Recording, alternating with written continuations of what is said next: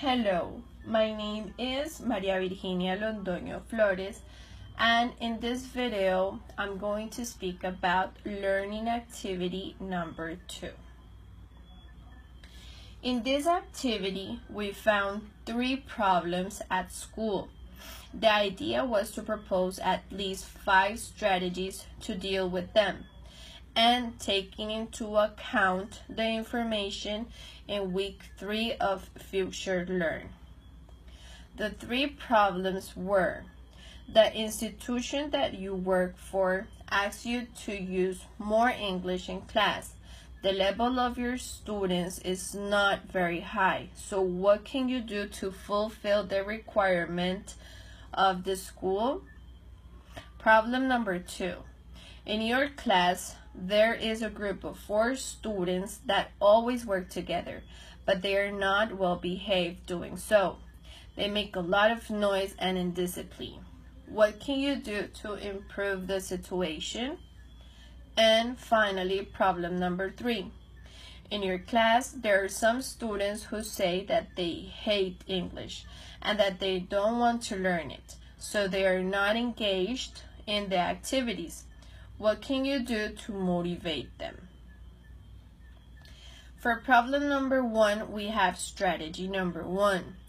The strategy that I propose for this requirement will be to start the class by introducing the key vocabulary to understand the topic, use body language, and support on students who are a bit more advanced than others. When students identify some words that are going to be used in class, the learning process will be easier, and the effort teacher has to do will be less.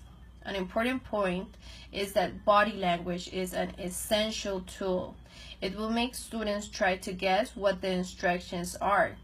You can also use the board, posters, flashcards, drawings, and other students to make yourself understand in class.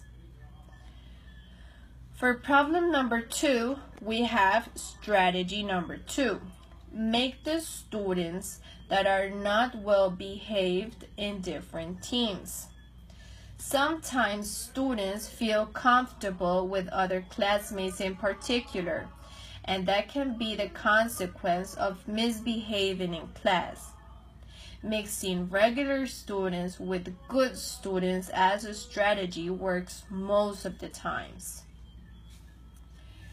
For problem number 2, we have strategy number 3. Assign responsibilities to each of these students to make them feel important, and in this way have them work better.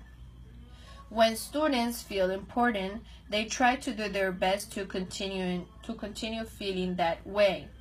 Most of the time, students that are difficult in class are students that don't feel important enough at home. Some of them don't even have help at home.